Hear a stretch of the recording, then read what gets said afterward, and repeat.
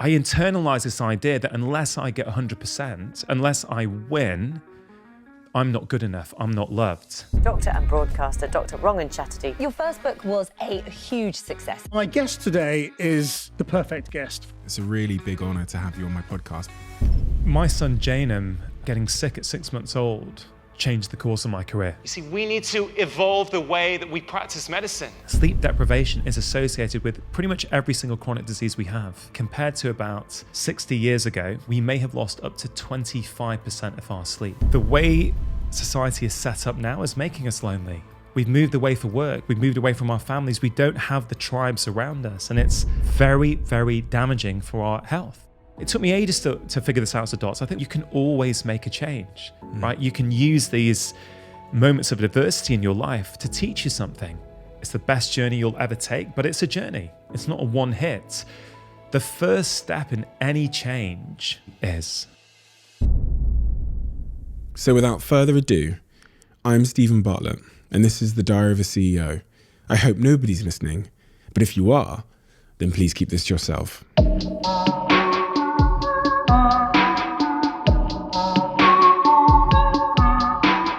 Dr Rangan Chatterjee. I have to start this conversation by saying it's a really big honour to have you on my podcast, because you are someone, when I started taking my podcast seriously, who I looked up to and admired for so many reasons. Not because you've really kind of paved the way for these long form conversations in the UK, but because you have the same, very similar subject matter and apparent interest in the conversations you have with your guests, to the point that it inspired me in a really big way to start this platform. And so when I found out that you were coming in today, it felt like Christmas Day for me, because the conversations you have are the things that I would spend my spare time sort of watering my brain with. So thank you first and foremost for coming in today. It's a huge privilege. I mean, Stephen, I appreciate you saying that. And likewise, I feel really honoured and excited to come on your show, because I think long form conversation matters. And I don't think there's that many people in the UK doing it like you are, like I am. And, I think you're doing great things with your show. So I'm really excited just to have a long conversation with you. Yeah. I don't know where it's going to go, but thanks for having me. So take me back to the foundations. Who were you?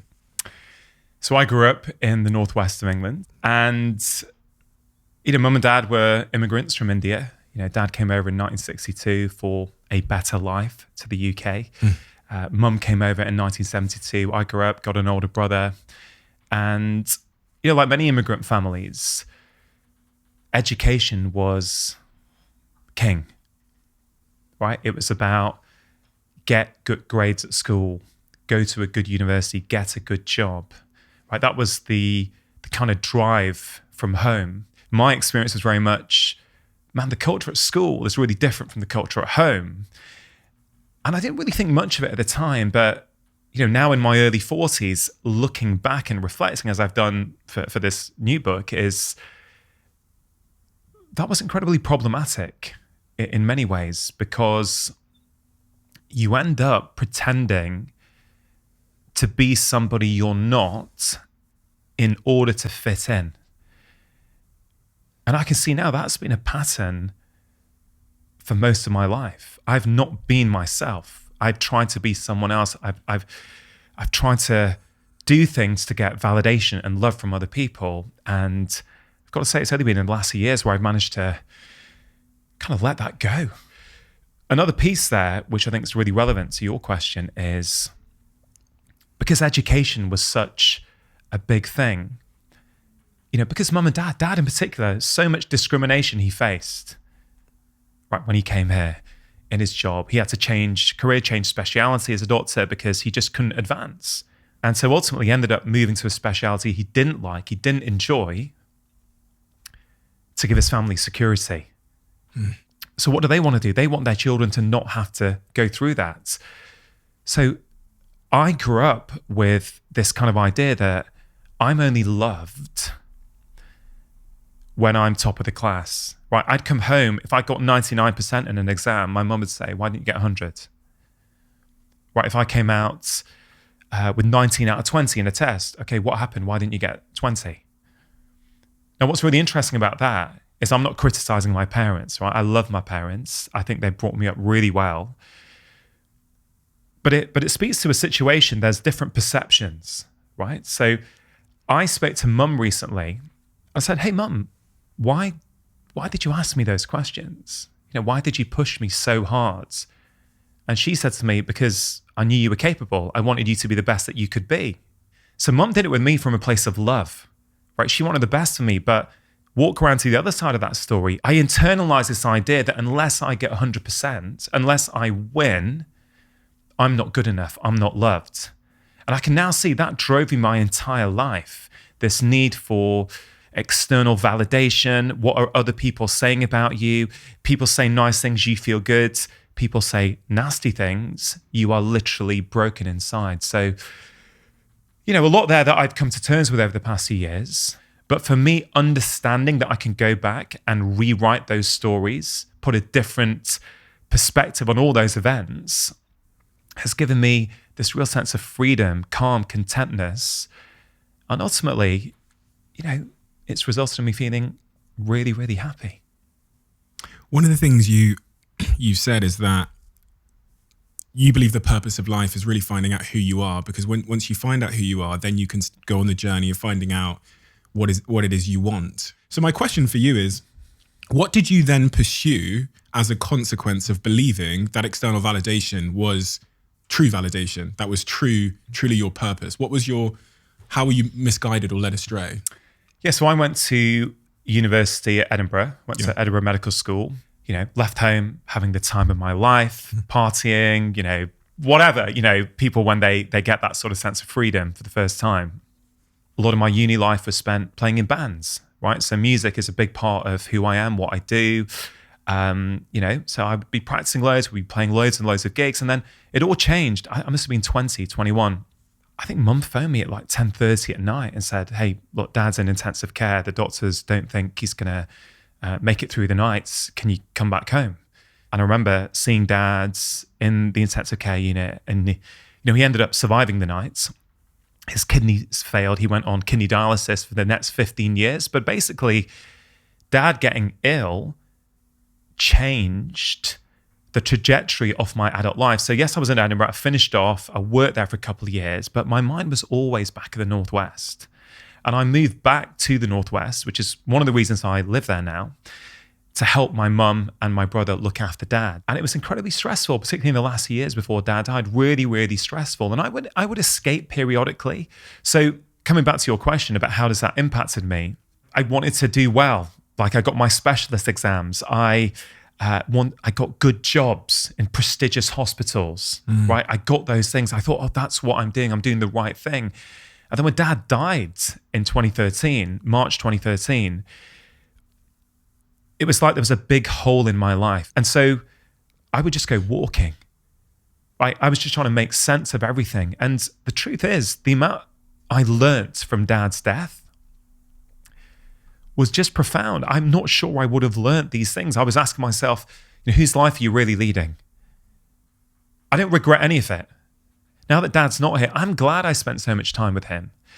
But I think there was a real cost to me, my inner peace, my inner well-being, right? And dad's death. Here's the irony, Stephen. The things that my dad would have been proudest of, right? Indian immigrant to the UK, his son with his own BBC One show in 2015, 2016, right? His son with 4 Sunday Times bestsellers. Dad would have literally been phoning all the relatives, being the embarrassing dad, telling everyone. Dad never got to see any of it. But I know if dad was still alive, I'd be doing none of it. Why? If I was still in the mindset that I was when my dad was sick, I wouldn't have any time to engage in this stuff. Like life, if there's anyone listening to this who's a carer for someone in their life, they'll know what I'm talking about. You don't have time. You don't have physical time. You don't have mental space. It encompasses the entirety of your life. You're just trying to keep your head above water. You're just trying to get through day to day. You are firefighting. So I wouldn't have had the physical time, but also I think a lot of what I'm able to give to people these days through books, through podcasts, through one-on-one with patients is the learnings. They're the learnings that I've acquired from going through dad's death, from going through that pain, from coming out the other side, from going, what can I learn from this? So I'm not sure if what I would have had to offer people back then would have been as valuable as what I feel I have to offer them now. Why did you choose medicine? Was that, again, part of this broader thing of thinking that was success and that would satisfy parents or, society? Because again, there's a bit of a stereotype, isn't there, with a Indian immigrant coming over and when I sit here with people from that background, typically the narrative is, and to be fair, in my case as well as an African immigrant, that success is doctor, lawyer, etc. 100%.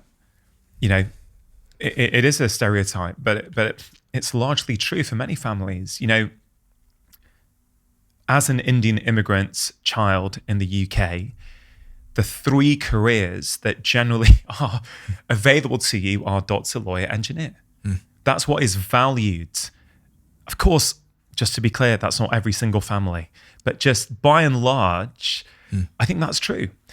But I tell you this, Stephen, I know loads of them who are so unhappy as doctors, so unhappy. They compensate for the tedium of their work, right, by getting smashed on a Friday and Saturday nights, right? And they wonder why they can't give up boozing or why they enjoy it so much. Well, because that's a symptom. It's not, the drinking isn't the problem. The drinking is a symptom. You don't enjoy your job. You've gone into the wrong career because you thought it was what you should do. Sometimes you're stuck now in your 30s. You've got a mortgage, you've got a lease on your car. You feel trapped. But you can free yourself from that trap. You absolutely can, but you have to be honest. You have to get to know who you currently are now before you've got any hope of becoming the person that you ideally want to be.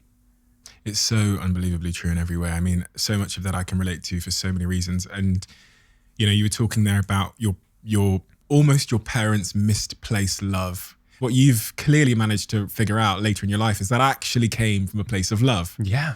That's why I call it misplaced love, because they were trying to protect you because they loved you. But it turns out that misplaced love, what it's doing is it's stopping you from being your truest self. And the long-term consequences of that, when you end up living someone else's life, is what you've spoken to there, the symptoms of addiction and drinking and impulsive behavior that we see in people.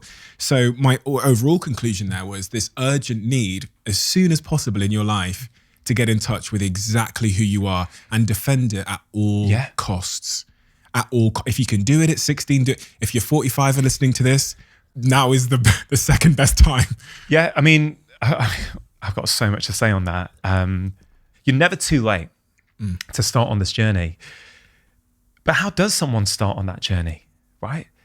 I think it comes down to values, right? Values is what sews it all up together, right? So, for this new book, I've created this new model of happiness I call core happiness.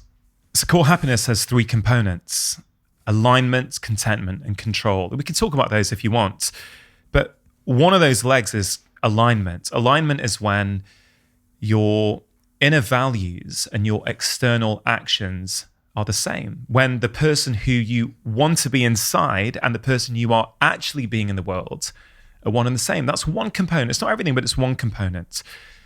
So if someone has heard what we're talking about and say, okay, I want to start, I'm not living the life that I want to lead, but I don't know where to start. There's this exercise in the book called the identity menu. And the goal is really that you go through, and I picked a number 3 because I think it's quite a realistic number for people. Out of the list of all these possible identities and values, which 3 do you think feel kind of the most true to you? And I've been doing this for a little while, and the 3 that have been pretty static with me for the past few months now, I'd say, and they're right at the top of my Instagram profile because I think this is what I want to give to the world and say, let's lead with our values: integrity, curiosity, and compassion.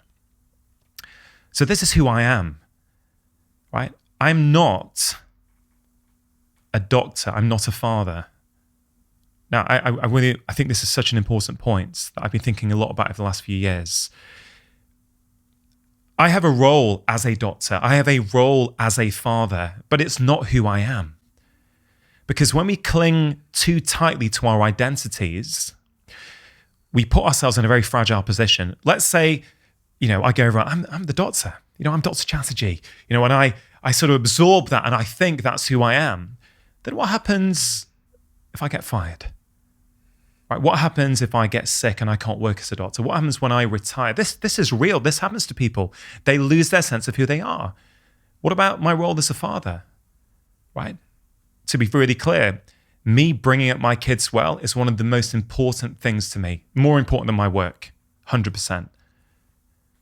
But being a good father is not who I am. If I cling too tightly to that, what happens when my kids are teenagers and they get annoyed and they call me a crap dad?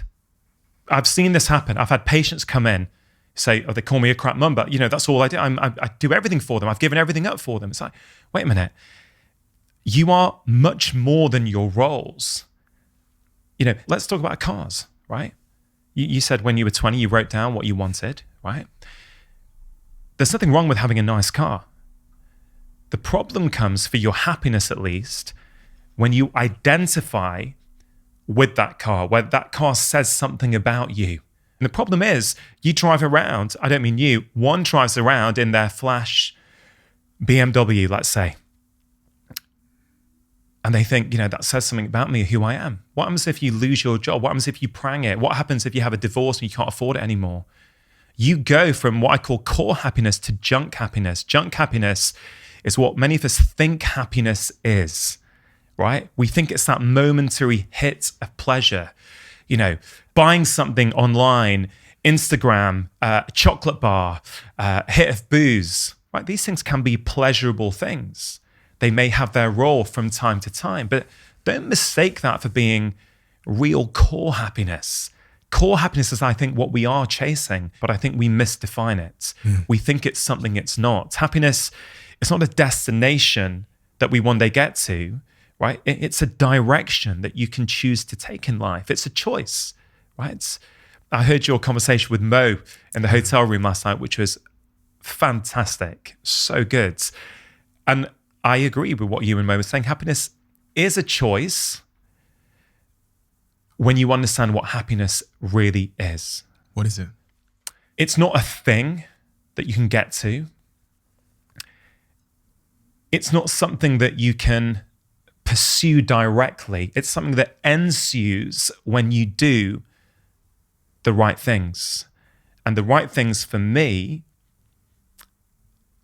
are when you focus on the three, I call core happiness this three-legged stool: alignment, contentment, control. You can apply it to anything in life. I think that's what happiness is, and I think we are pursuing it. Like people say, we shouldn't be going after happiness. We should be going after meaning. Have you heard that? Yeah, all the time. Right. I have a different perspective. Meaning and purpose is really important, no question. But I don't think that's happiness. It's meaning, right? It's a necessary ingredient for happiness, but it's not happiness in and of itself. And I don't mean to be controversial, but let's say a soldier fighting in World War II against the Nazis, right? One might make the case that has meaning. It doesn't mean they're happy. 100%. Right, so meaning and happiness is subtly different. Have you heard of the Japanese concept of ikigai? Yes, yeah. Right, I love ikigai. This idea that we should be looking, not should be, but we could be looking for something in our life that we enjoy, that we're good at, that's what the world needs, and that what pays us money, right? The kind of holy grail, as it were. And I remember writing about this in my second book on stress. I remember the book came out and I was in London. I was giving a talk. And at the end of the talk, we were doing Q&A. I remember the back right of the hall, this young lady had her hand up. And she said, Dr. Chatterjee, I'm an 18-year-old Japanese student living in London. I've grown up with the concept of ikigai my entire life. And frankly, I found it demoralizing, demotivating, too high a bar for me to get to. And that stuck with me, mate, because I thought since then, okay, that's so interesting, because I love this concept of ikigai. She grows up with it and finds it off-putting.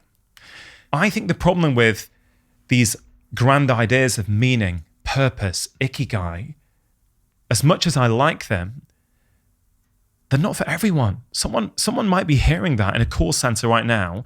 They don't like their job. They're doing it. And they're like, what, ikigai? Are you kidding me, mate? I just want to get through and pay the bills, right? So I think I bring it all back. Is this core happiness tool that I've created, is it applicable in all situations? I think it is. Because if you look at it through the lens of what we're talking about, this comes under alignment. So that chap working in the call center, they do the exercise and they figure out kindness is something that's really important to them.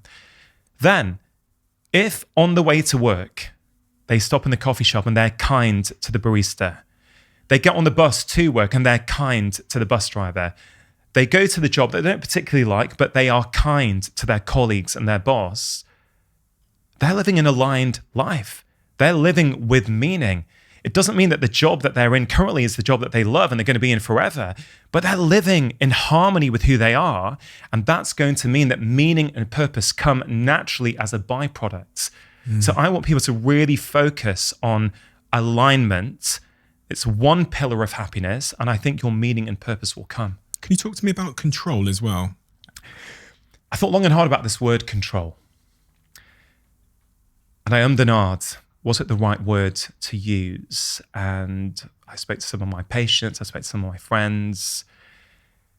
And I really think it is when we understand. It's about what are the things that I can do in my life that gives me a sense of control. We know from the scientific research, when you have a sense of control, right, you have better relationships, you have longer relationships, you're healthier, you have lower stress levels, you live longer. So it's that sense of control. And that could mean many things to different people. You know, for me, I'm really big on morning routines, right? I know for me, if I get up early, if I have time to myself to have a little routine, I've almost got this like resilient bubble around me. Doesn't matter what's going on in the world. Doesn't matter how bad work may or may not get that day. I've got an element of control because I've sort of nurtured that routine for myself. So that's one way that people can think about control. And another way people might want to think about control is there's a chapter in the book called Talk to Strangers, which is basically this idea that actually relationships are very important, of course, but there's kind of two different kinds of relationships. They're the deep, nurturing, intimate relationships, but there's also those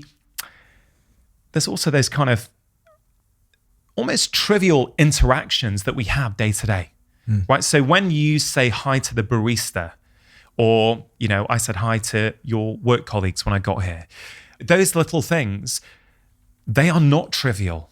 There's a network in your brain called the sociometer, right? It's constantly detecting your external world for threats.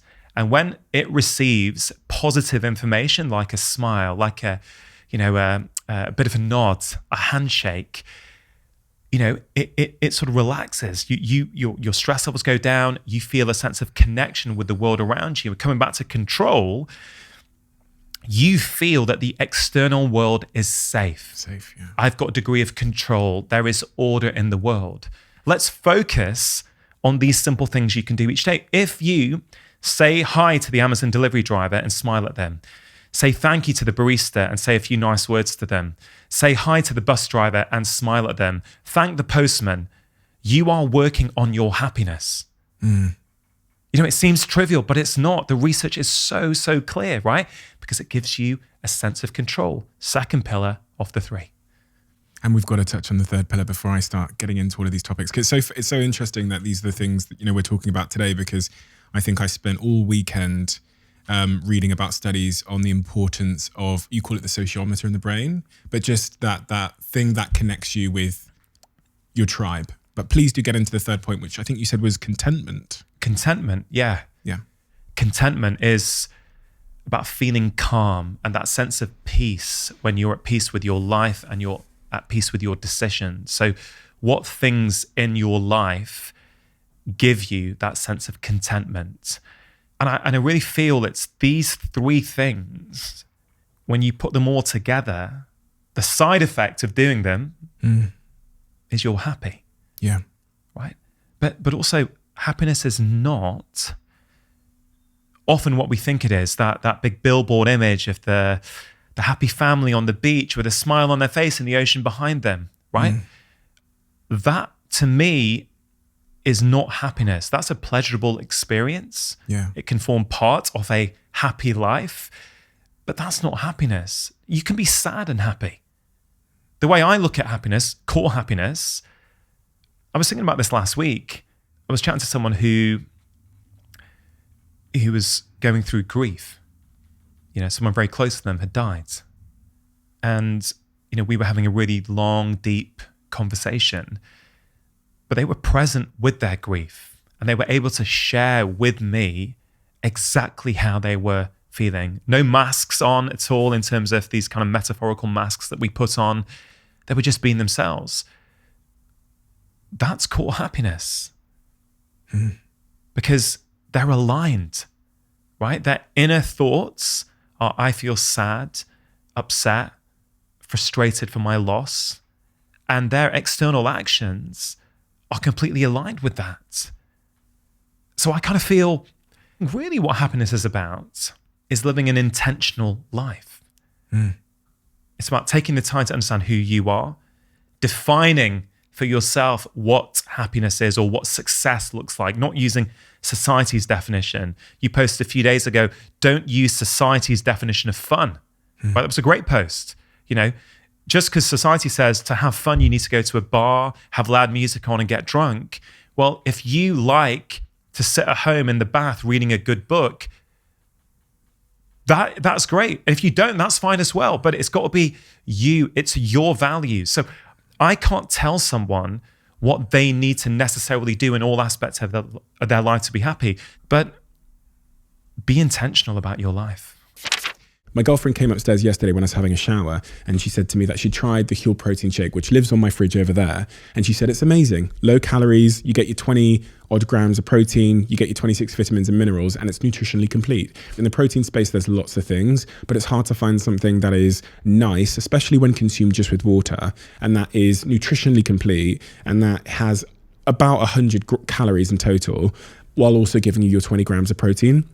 If you haven't tried the Huel protein product, do give it a try. The salted caramel one, if you put some ice cubes in it and you put it in a blender and you try it, is as good as pretty much any milkshake on the market, just mixed with water. It's been a game changer for me because I'm trying to drop my calorie intake and I'm trying to be a little bit more healthy with my diet. So this is where Huel fits in my life. Thank you, Huel, for making a product that I actually like. The salted caramel is my favorite. I've got the banana one here, which is the one my girlfriend likes, but for me, salted caramel is the one.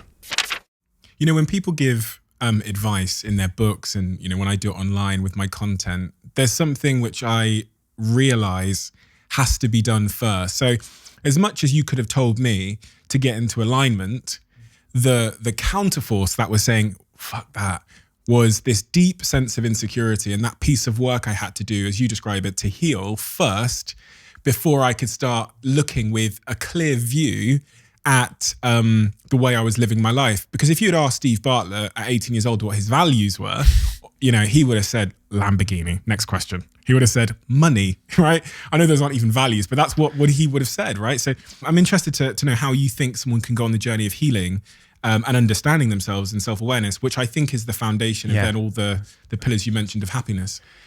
It's a great question.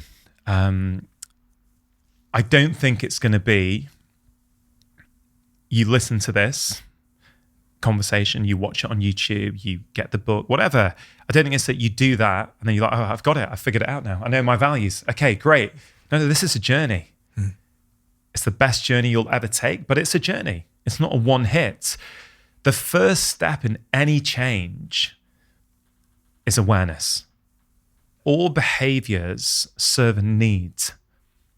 Right? Every behavior we have is there for a reason.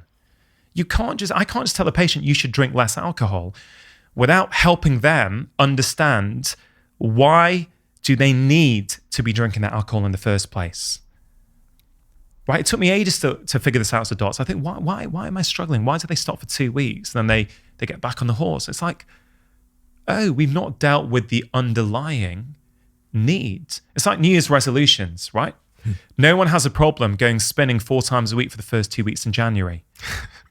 But third week, fourth week, when life gets busy and life gets stressful, or they can give up booze for a couple of weeks.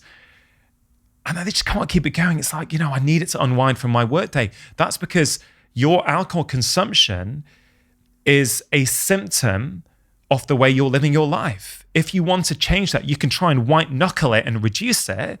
Sure, you might be successful for a short period of time, but you'll always go back unless you understand the behavior. Same thing kind of works for food cravings a lot of the time.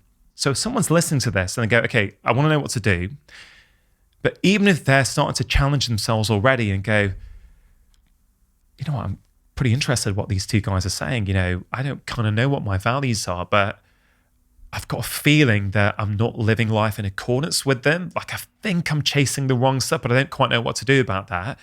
Even that awareness is progress.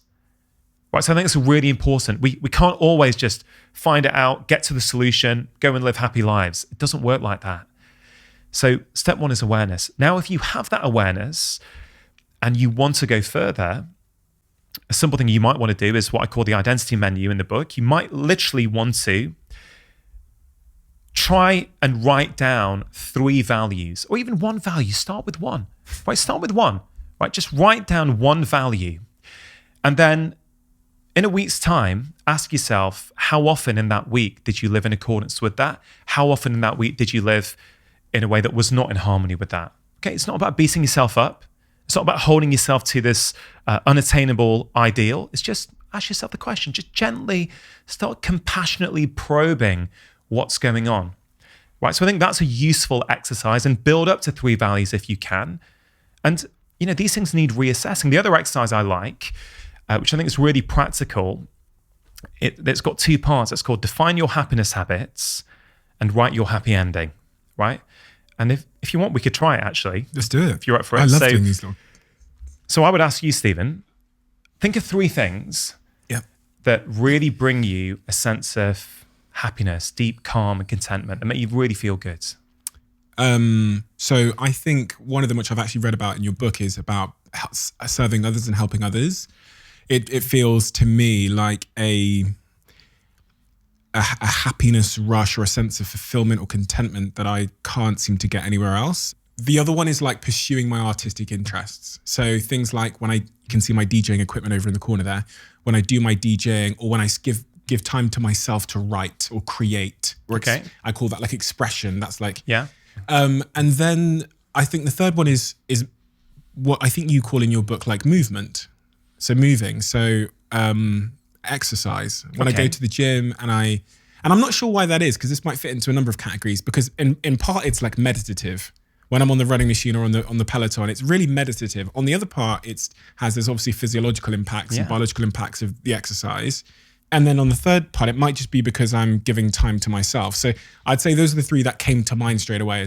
Okay. So you've picked what I call 3 happiness habits. Yeah. Right. So each week, and please correct me if I've misinterpreted any of this. Each week, if you could do something that serves others, if you could engage in your artistic passions, and you could do a form of movement you enjoy, there are 3 things that would give you, a real sense of happiness. So I believe. Okay, no. I think they probably are. And I'll share mine in just a second. So, okay, so let's go to the second part of the exercise. Okay, it's called Write Your Happy Ending. So imagine now you're on your deathbed. Yeah. Okay? So at the end of this is it, right? Look back on your life. What are 3 things you will want to have done? So that's really interesting, because it's funny because the answers are different. One of them is definitely about connecting with others, my friends. So like my friends, my family, my niece. That's in fact so central to my happiness. The third is helping others. That gives me a real sense of that I spent my time in a worthwhile way. The second. And the third would be, the third is as a personal one. It's the feeling that I've done my potential justice. Yeah. Lived up to your potential. Lived up to my potential. Done myself justice. Yeah. Yeah. I love them. I mean, first of all, thanks for sharing that. So what's really interesting, when you do the second part now, you can go back and redo the first one. And Yeah. what's really beautiful, I think there's a real deceptive simplicity with this exercise. It gives you the sort of granular day-to-day look at your life and happiness, and it gives you the 30,000 foot kind of big picture view.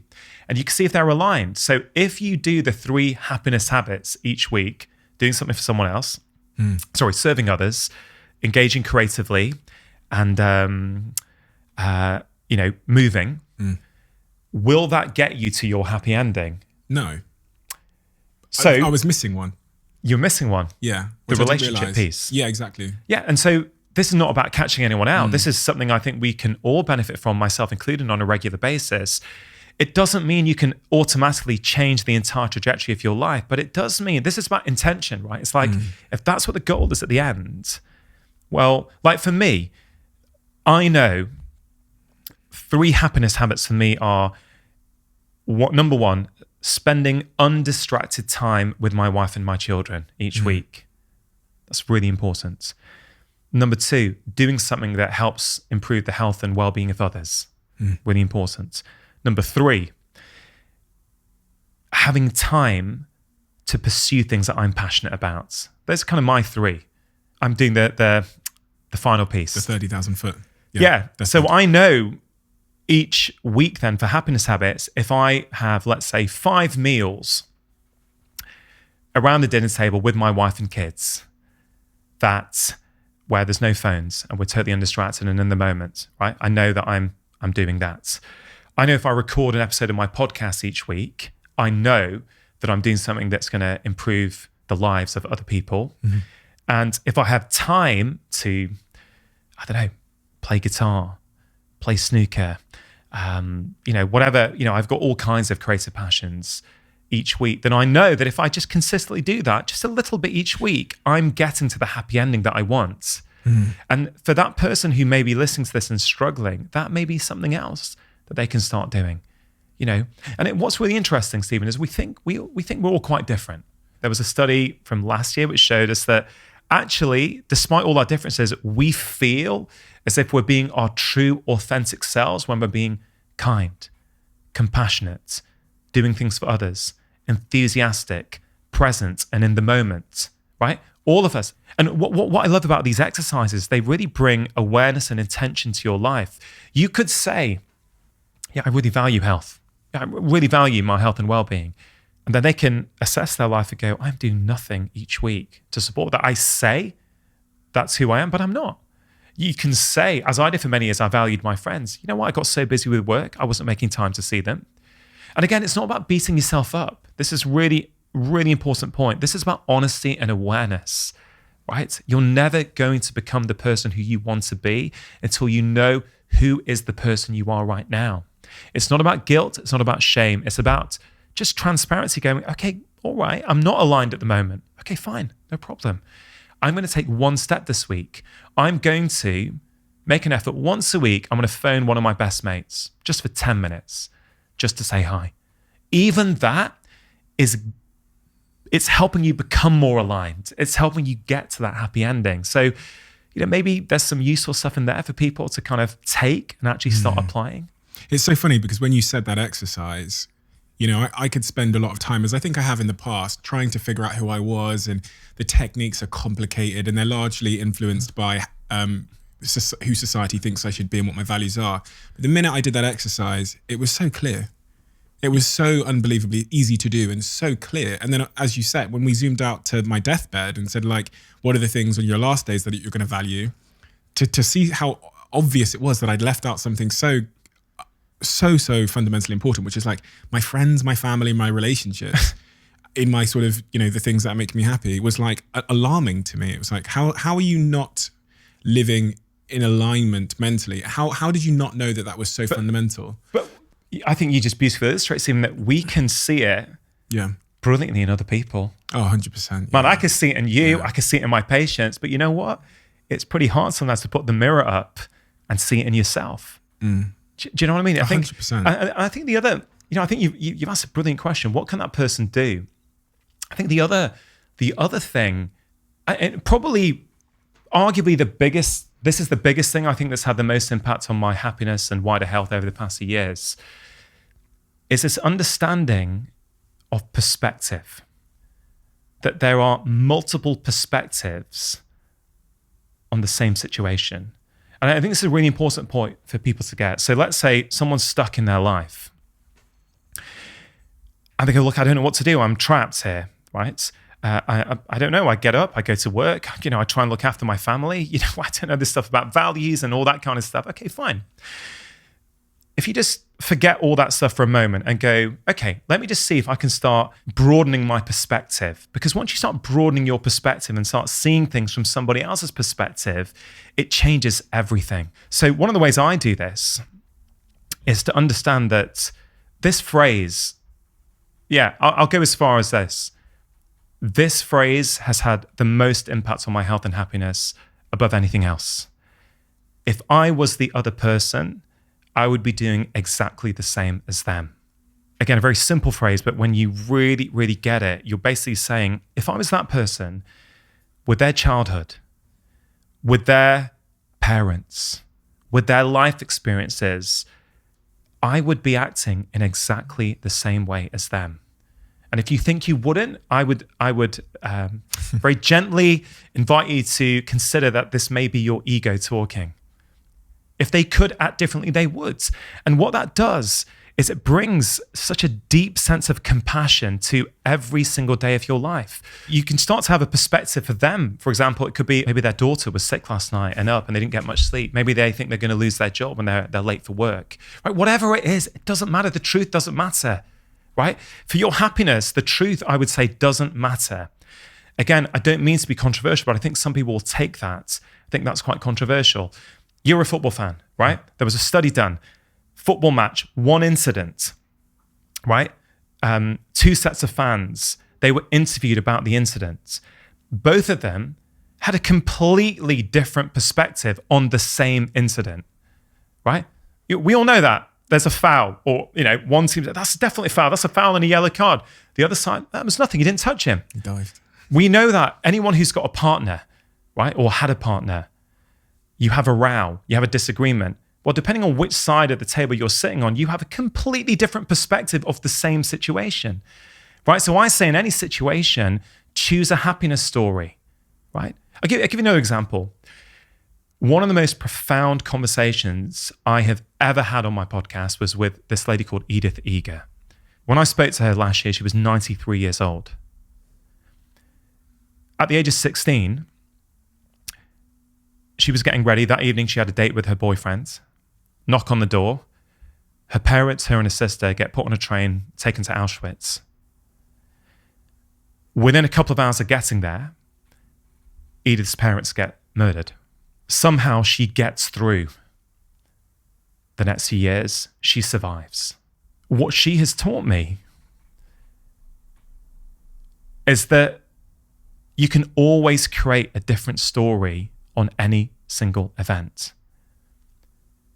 She said when she was in Auschwitz, she was totally free.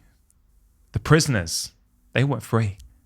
They were the ones who weren't able to act and behave the way that they wanted to. They were trapped. In her mind, she was free. After her parents had died, she had to dance for the guards, right? And she said, the last thing my mum said to me was, Edith, nobody can ever take away from you what you put inside your mind. So she's dancing there. She knows her parents are dead. But in her mind, she said, Rangan, I was dancing in Budapest Opera House. There was a full orchestra. There was a full crowd. I was dancing there, right? The other thing she said to me is, I've been in Auschwitz, but I can tell you the greatest prison you will ever live in is the prison you create inside your mind. So for people who are listening, who struggle to forgive, who struggle to see the other side, who see someone put a tweet up and then spend an hour getting agitated and frustrated, I humbly suggest to you, if Edith Eger can write a different story in the hell of Auschwitz, I kind of feel we probably can as well. It's so true that the greatest harm we cause to ourselves is our own negative or illogical or self-harming stories. As you were saying that, I was thinking about even the stories I've told myself in the last 24 hours or the last week, which have like tormented me mentally, in the sense of they've just like bothered me unnecessarily, and how much of a choice it was for me to focus on those stories. If you know what I mean? Like, as you say, like someone tweeting something or leaving a comment, and then that you then give 48 hours of your happiness to just this, when you could, as you've expressed so eloquently, choose compassion for the person. And, you know, you could choose to try and find the best intentions in any behavior, right? Yeah, and the way I put it in the book, there's this little section called Make Everyone a Hero. I think it's such a great sentiment in life. Whenever something happens you don't like, make them a hero. Make them a hero. I challenge people, try that for 7 days. If your life has not been improved in any way, fine. Forget it. Say the guy was spouting nonsense, I'm not interested. I'm getting back to my cynical nature. I'm going to see the worst in everyone, right? Fine. It's up to people. Make them a hero. The person who cuts you up, find a way to make them a hero in your heads, right? March 2020, what happened? Everything's getting locked down.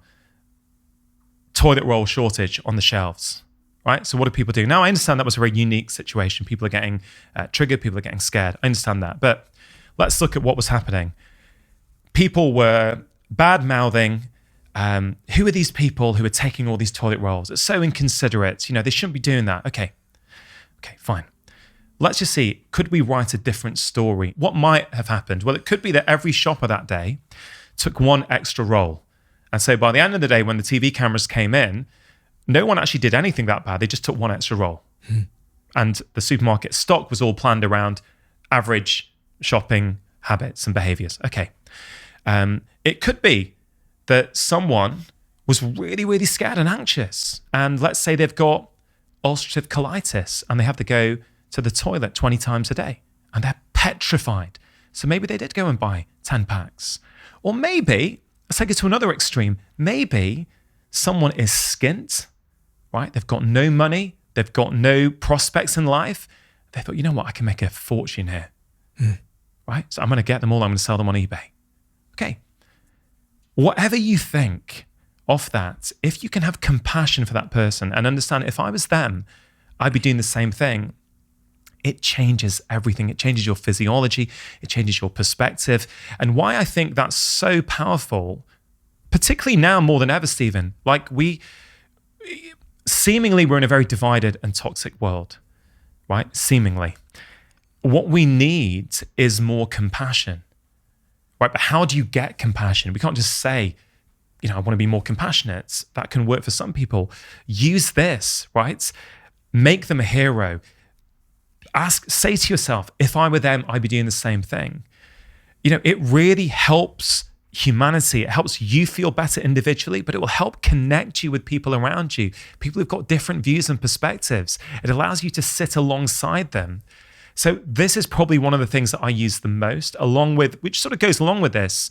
And this is sort of the big heading in chapter 5 of the book, which is called Seek Out Friction, right? This is when you become a master of your own happiness, right? The whole goal of my work at the moment is I don't want people to be dependent on the actions of other people for them to be happy, right? If you constantly are getting triggered and frustrated by the tone of your colleagues' emails or the way that your partner is talking to you, right? If you're waiting for them to change in order for you to be happy, well, you could be waiting a long time. And if we go back to my core happiness stool, you've lost control. You have no control because you're dependent on other people. So I talk about this as social friction, right? Just as in the gym, you know, you can do physical friction. You can push up, you can press up against your body and you get stronger. I'm saying you can press up against other people and also get stronger. So every time you get triggered, I actually do this. I do this every single day. Let's say social media. Let's say you get a negative comment. Let's say I get a negative comment. In the past, 5 years ago, when I was first on BBC One, about 7 years ago now, actually, I would have got triggered, got so frustrated. I would have felt really bad. What's going on? Why is this happening? You know, all I'm trying to do is help people. I would have created this narrative. Now it's like, why is this triggering me? Is there some truth to it that I can learn from? Or is it because the other person's having a bad day and they're taking it out on me? And you become a master if you practice this every day, right? Because what happens is that you take control over your inner thoughts. You take control of your own happiness, because it's like, okay, it doesn't matter. You're being given opportunities every day to learn something. For me, I can speak, but I know this to be true for most people. It's because it's pressed on one of your insecurities, right? When you get truly secure in who you are, what other people say, it doesn't affect you. Like, I've noticed this in my own life, right? We started off the conversation talking about external validation. Like, the problem when you need external validation for your self-worth is that when you get it, you feel great, or you think you feel great. It's a very fragile way of feeling great. But when you get criticism, you go to the other extreme where you feel worthless, and you turn to whatever your junk happiness habit is, Instagram, gambling, drink, porn, whatever it is, right? You turn to that as a way of compensating. But when you do the work, when you look for social friction and you allow it to become your teacher, you start to process your insecurities. And then if people praise me now on social media, say, oh, Rangan, that podcast changed my life, or, you know, your book has really had an impact on me and my mental well-being. I like hearing that, but it doesn't artificially elevate my ego like it might have done a few years ago. But at the same time, if I get criticism, right? If I get criticism, it doesn't drag me down to those depths either. I'm just a lot more level. Did that make sense? 100%. 100%. As you were saying that, once again, my mind sat there and thought, how does he know all of this stuff? And how has he gotten to a place where he can be so empathetic and he can understand others to the point that you can, as you say, make them a hero and practice that, what seems like a pretty radical form of empathy in situations where others would resort to blame and antagonism and attacking others. And it appears to me that is because you've understood yourself, and actually being able to see the, what people might describe as the insecurities or the flaws in others or the triggers in others is only possible once you've understood yourself. And it's funny because when I put certain things on Instagram, I know that I'm going to get backlash. So if I say personal responsibility is really important, you can choose, for example, in the case of what you've said there, you can choose to make someone else a hero. If someone cuts you off, it's a choice as to whether you're happy or you're triggered. I know there's a small proportion of people who will slide into my DMs and go, you're wrong. If they've cut me off, that's forced me to be unhappy, or I'm not at fault for being unhappy, right? And it tends to be the case that those that are able to make that person a hero or to practice empathy are those that have actually done the work to understand why they are triggered, why they were insecure, and why they react in the way they do. So again, it feels to me that this really underlying foundational piece of work that is the catalyst for being able to do all of these amazing things that you've written about and that you understand, again, is that that awareness as you described it. Yeah, I think you're spot on, Stephen. It also comes from having lived through the mental turmoil of taking a different path, of blaming others and seeing yourself as a victim. And often we absorb these sort of patterns from our parents, right? Like, I can see clearly now how mum and dad would react to the world. And I can see how I absorbed a lot of that. And I thought that's how you show up with the world. But we can all choose to approach the world differently. Just because you have approached the world a certain way for all the years you've been on this planet, let's say until this conversation, right? Everyone listening or watching has a choice. At the end of this conversation, they can decide whether to act on something they've heard or not. Can I just press you on that one, on that point there about your parents? Because I think it touched on something that I really relate to in one of my parents, which is, and this might be an immigrant thing. My mum was pretty badly racially abused for living in Plymouth. She's a Nigerian woman I really didn't see anyone else in my city that looked like her, if I'm honest. Once in a while I might, once a year, but she was an anomaly in appearance. She was a Nigerian woman with long, Nigerian hair. And I grew up, I have to say, because she was often racially abused, seeing a kind of bias in her towards thinking that the world was out to get her. And I don't think that served her, if I'm going to be completely honest. Do you know what I mean there? And you see it in other people, that kind of sense that they are a victim. Oh, do I ever? I would say this is how my mum very much has shown up with the world. And similar stories here, there is all kinds of reasons for that. And you absorb that. You think that's the way, that's what your parents, how they react. It's often what you absorb as a child. You think that's the way. So, I can't believe they did that. They did that differently. I would feel differently.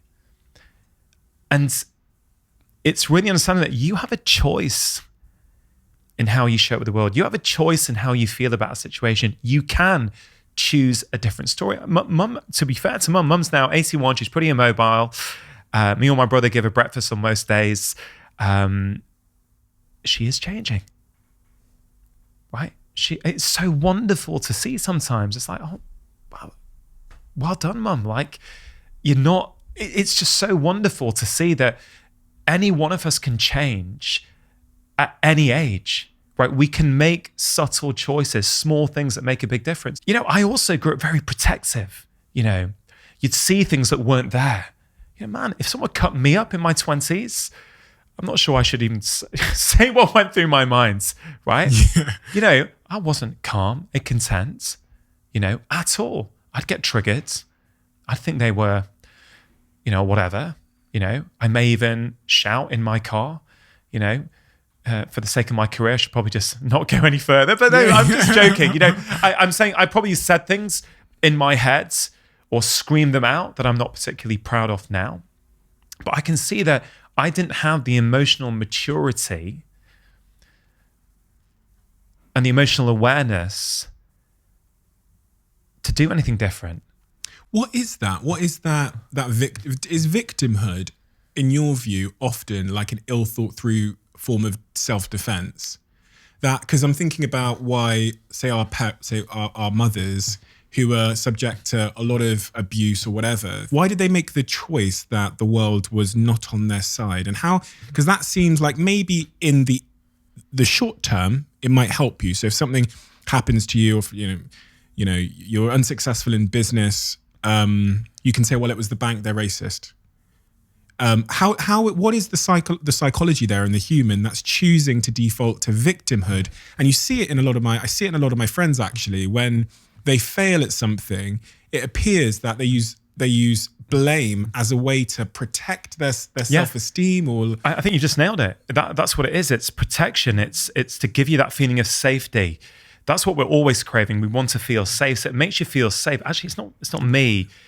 It's out there. It's not in here. It's out there that's the problem. If that changed, I think that's part of it. But is that because those people can't deal with more? That they're too fragile, that they can't deal with more what they perceive to be evidence of their inadequacy? Yeah, absolutely. And it also comes down to any trauma that they may be carrying from their childhoods. This is the other thing I've learned, Stephen, is that, without getting into details on mum and dad's, that I don't have permission to share, there were traumatic things that happened early on in mum's life. And so now I can look at that with a deep level of compassion that, oh, that's why mum behaves the way she does, because actually she got programmed at a young age that I have to be a certain way, right? And then you pass it on. And that thing you said about your mum and my mum, let me just share something from my life that maybe just fits in there a little bit, which is we create these behavioral patterns usually in childhood, right? Because we want the love and affection of our parents. We want the validation because they're our caregivers, right? We need that to feel safe. So touching on what we said earlier, I knew that if I came back with 100%, there'd be smiles at home, right? Everyone's happy. Rangan's done well, right? So I internalized that. I think that's the way to be loved in life. Fast forward, I'm at university. And there's a pattern here in all aspects of life. Like whether I was 7 and if I lost at Ludo, my mum says I would literally toss the board up and storm out the room. Like I was furious if I lost at Ludo, right? And it sounds like a funny thing that your mum embarrasses you with from time to time. No, actually, now that I've unpicked it, it's actually very serious. I remember I was at uni, maybe second, third, fourth year at uni, can't remember. On a Sunday often, after the passing of the Friday and Saturday night, we'd end up in Dian's pool hall in Edinburgh. I go with one of my mates. And I'm a pretty decent pool snooker player, right? If I was ever losing, I'd go into the toilets and look at myself in the mirror, give myself a talking to, sometimes give myself a little slap on the face, come back out. More often than not, I would go on and then win the match.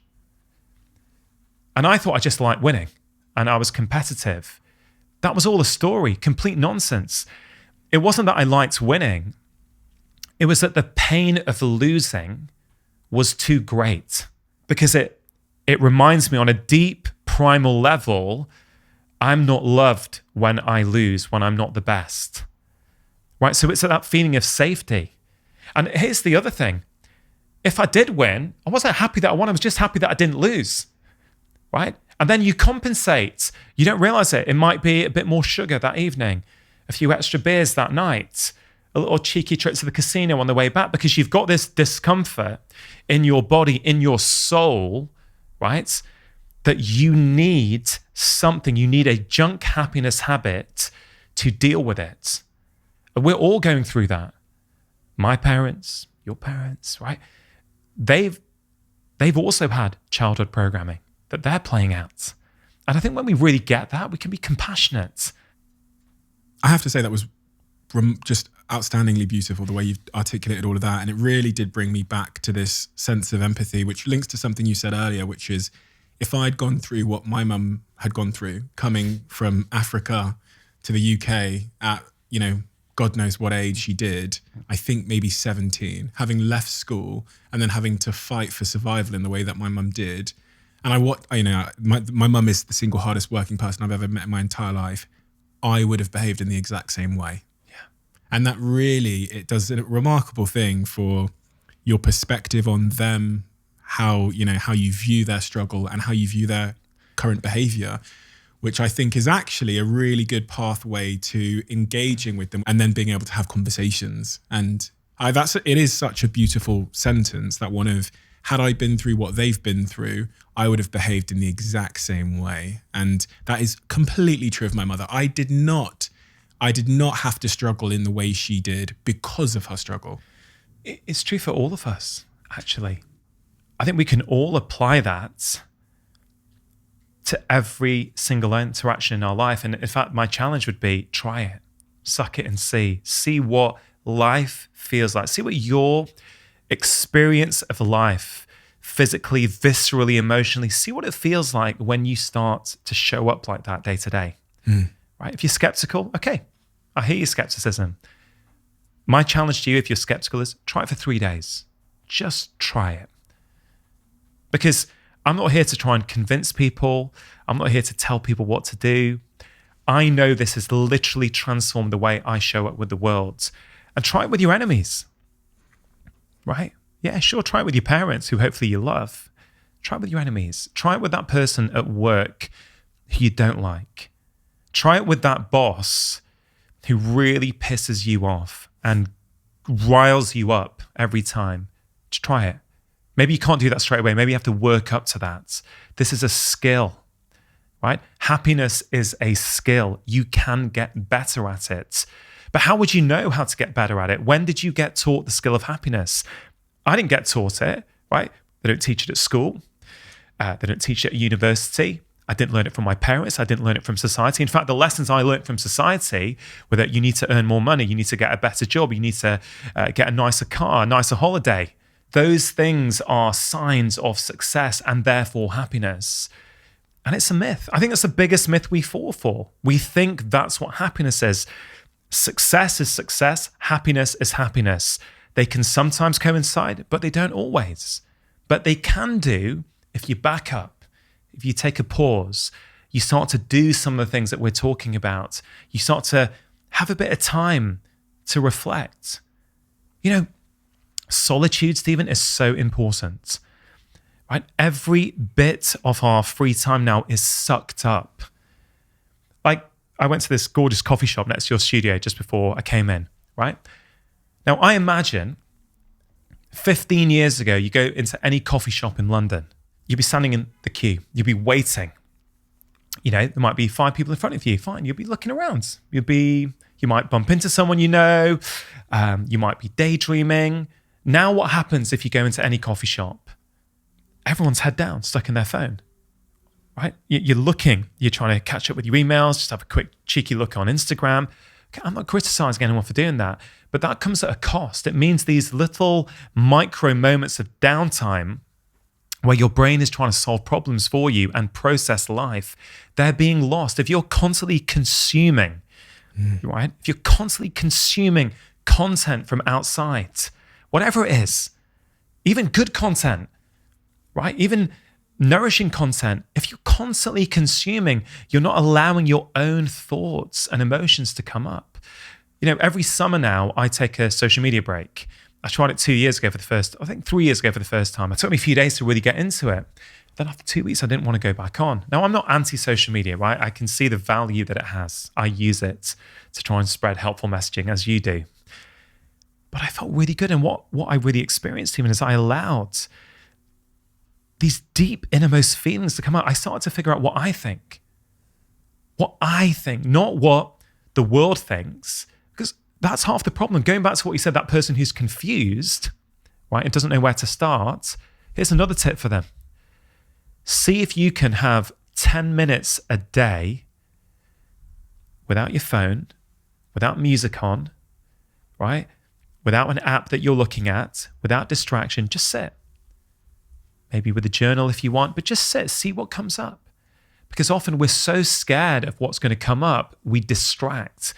And I would say, you know, for me, a daily practice of solitude, for me, typically it's first thing in the morning, is so needed, right? The way I describe it to people, it's like an early warning system, right? So when I was a junior doctor in Edinburgh, I remember being taught, when you're looking after sick patients, if you do regular, what we call OBS, so heart rate, respiratory rate, temperature, depending on what parameters they fit into, we could detect several hours beforehand who was going to end up needing high dependency beds or intensive care.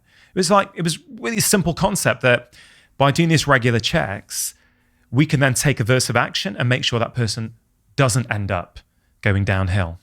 And I see my daily practice of solitude as my early warning system. Like, it allows me to see what's coming up, right? I know for years, Stephen, I know now, but I didn't know then. When my stress load was going up, work, family, pressure, I'd feel this real tightness in my right upper back. But I was so busy, I didn't even notice it. Now I notice, I know. If in the morning when I'm doing my solitude practice, I feel it, I'm like, oh, okay, there's stuff going on, right? What is it? Is it work? Is it emotional?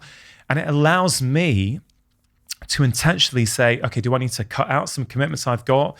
Do I need to have a conversation with my wife about something that's been bothering me and I haven't said anything yet? Everything I recommend, Stephen, is simple. I don't think anything I've suggested so far costs any money at all. None of them actually take that much time. I'm really, really passionate about making sure this information is accessible to everyone. I've worked in affluent areas. I've worked in some very, very deprived areas, right? And actually, we're all, of course, there are different pressures, but actually, we're all having the same universal human experience. The same ingredients are there in all of us that when we apply them, they make our lives better no matter where we are, right? When I was working in Oldham, right? an area of low socioeconomic status. A lot of my patients were on benefits, very poor income levels. You would say a very, struggling area financially. I can't take away their poverty and their stress from life. But if I can help them have 10 minutes of themselves each morning and do some breathing practices or even write in a journal what they're feeling, that is going to lower their stress load. And that means they're going to be better able to show up in their life and deal with their stresses. Right? So when people say, oh, health, happiness, it's the preserve of the middle classes and the wealthy, I disagree. I absolutely disagree. And I'm so passionate to get that message across. Health and happiness can be accessible to everyone. Yes, it can be challenging for some people, no question. There could be lots that you want to change. There'll be lots that you ideally would wish it wasn't the way it is. But you can choose your response to every single one of those things. You absolutely can. And when you learn to do that, that's freedom. What's the Viktor Frankl quote? In between stimulus and response is a space. In that space lies your power to choose your response. And with your response lies your growth and your freedom. One of the things you touched on there, which is really foundational to everything you went on to say, was this idea of a morning routine. And, when I do Q&As and stuff like that on social media, people will always ask me, Steve, what's your morning routine? My morning routine is pretty shitty, to be completely honest. I would never lie to anybody about that. It's really, really shitty, and it's inconsistent, and it's unthinking. So it's kind of being dragged into the day. You describe the 3 M's of a really good morning routine. What are those 3 M's of a good morning routine? What can I do today? How long is it going to take me? And what do you believe a good morning routine contains? Yeah. So big picture view here. I have a bias towards morning routines because I have found in my own life, they've really, really helped me. So let me just talk about stress for a moment, because this really plays into why I think morning routines are so important. I've got this concept of micro stress doses and stress thresholds. So every one of us have got our own unique personal stress threshold, right? That depends on your life, how you deal with things, and what's going on. And when we get to that threshold, that's when things start to go wrong. That's when we snap at someone. We have a fight with our partner. Our neck goes or our back goes into spasm, right? That's when you're at your threshold, right? So I'm saying to people, and I've really found this to be true for pretty much everyone. Let's say you wake up and you are far away from your threshold. You've had a good night's sleep, right? So you're feeling good. What's the average morning for a lot of people these days? Okay, let's say the alarm goes off at 6:30, right? So they're in a deep sleep. Alarm goes off, jolts them out of that sleep. They have to get up. Okay, that's micro stress dose, or MSD number 1. Okay, pick up the phone. Like, oh man, I'm just going to put it on snooze. I need a bit more. Snooze, put it back. 6 minutes later, it goes on again. MSD number 2. You pick up your phone, you go, I'm just quickly going to check email. Oh man, there were these 3 emails I didn't get back to yesterday. Oh man, I need to do that. MSD number 3. Have a quick look on Instagram. Someone's left you a snarky comment. MSD number 4. Then you realize, oh man, I've been in bed for 10 minutes. I have to get up, get ready. I've got a guest coming to shoot a podcast with. I'm not talking about your life. I'm just saying anyone's life. You are talking about my right? And so here's the point. At me, Ronan. Each one of those things, right, is a micro stress dose. And each one of those is getting you closer and closer to that stress threshold. The mistake we make is that when something happens at 3:00 in the afternoon, right, when that email from your colleague frustrates you, you think it was that email. But it wasn't the email. It was the fact that you've already acquired 20 micro stress doses. You're right at your threshold. You've got no capacity to deal with it. So that email now bothers you.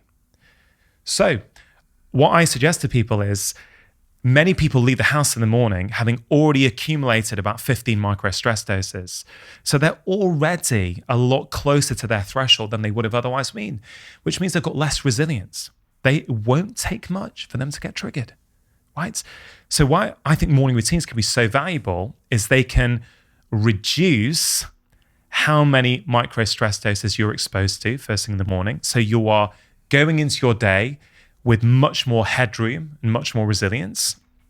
But I think they're also useful if you're feeling quite stressed when you wake up and anxious.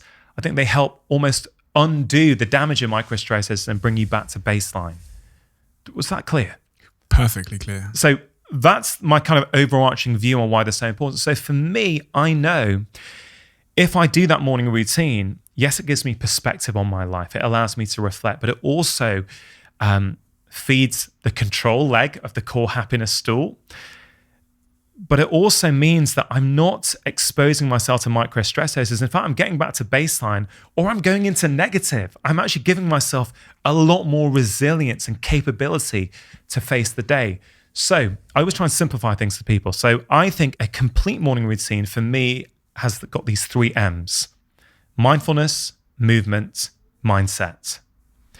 And that's how I orientate my own morning routine. So I started with mindfulness. Now, I've been doing this for a few years, right? And currently my morning routine is about 30 minutes, but that's because I've created a life where I can do that and it works for me. And I get up silly early. That's also because my kids have always been early risers. And I know if I don't get that time to myself, I'm just not as good a dad and I'm not as good a husband. So my bedtime has got earlier and earlier so I can get up earlier and earlier before my kids do. Right, so I start off with mindfulness, which at the moment is a practice of breath work and then meditation. Then what I do, I go to my kitchen and I put coffee on. Now, I'm very particular with how I do my coffee. I weigh out 15 grams in the French press, I pour 250 grams of water in, and I put a timer on for 5 minutes. Why is that important? It's not. It's the way I like my coffee. But the point is, I know for 5 minutes, my coffee's going to brew. So in those 5 minutes, I don't go on Instagram. I don't check my email. I do a workout in my kitchen in my pajamas. Right, I'm in my pajamas. I'm not to put on any fancy gear. I might do a bodyweight workout. I might have a kettlebell kicking around. Whatever I feel like, I will do. And then I get the gorgeous reward of a hot, fresh cup of organic coffee that I like. And I sit there and I'll read something positive. Like I've got a few books kicking around in my living room. I'll just pick one that I'm drawn to. I'll probably read for about 10 minutes while sipping coffee. Something that's not negative, that's uplifting. Right, so that's what it looks like for me. Now, sometimes my daughter, who's currently 9, she's got a sixth sense that daddy's up and she creeps in with me. If she gets in with me, well, 2 things I want to say about that. The old Rangan from a few years ago would have got frustrated. Man, I kind of need, I want my own space. Why? Yeah, I should have got up earlier. I don't do that anymore. I'm a lot more compassionate to myself. I use that. I go, okay, great. She's here. Okay, darling, just sit here. Daddy's just finishing off my meditation. And she sits down and I think, okay, this is cool. Like, I don't need to look at it as a problem. This is life, right?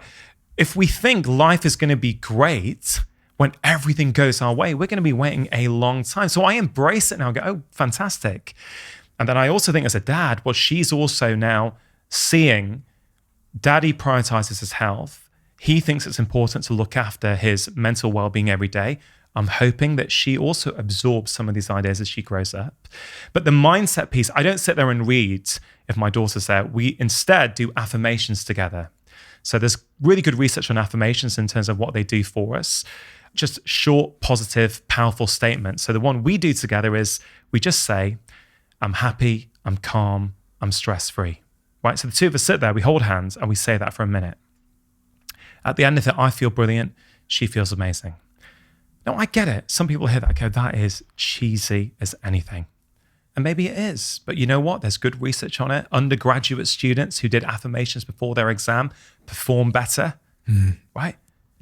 How you program your mind matters. So that's what mine looks like, right? It used to be about 5-10 minutes. Now, yeah, I can do half an hour, right? But I've also become aligned. I go to bed earlier.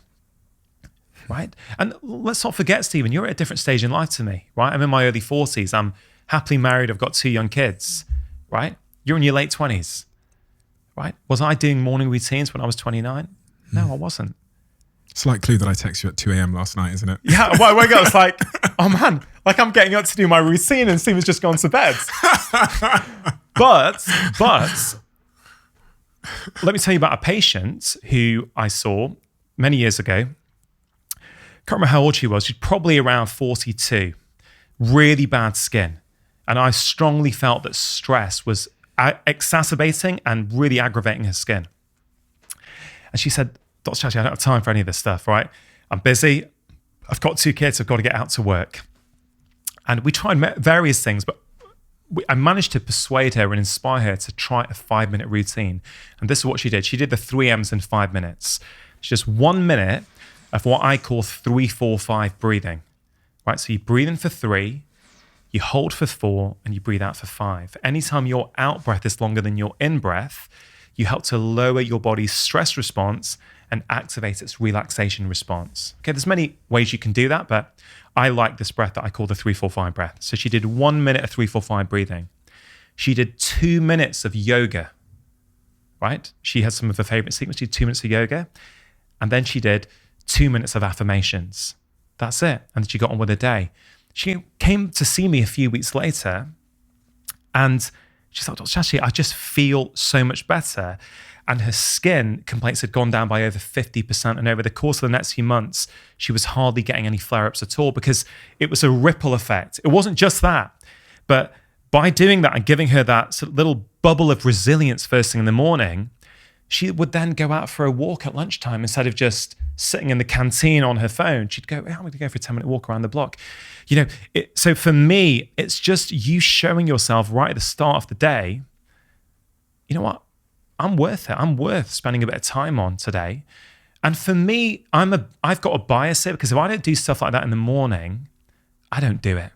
Once the day starts, forget it. And it's something that might have value for your audience, Stephen. And I guess I'm coming in thinking, Stephen Bartlett, successful businessman, loads of entrepreneurs listening, thinking about, business and stuff. And I kind of want to help people. And let's zoom into the middle M, movement.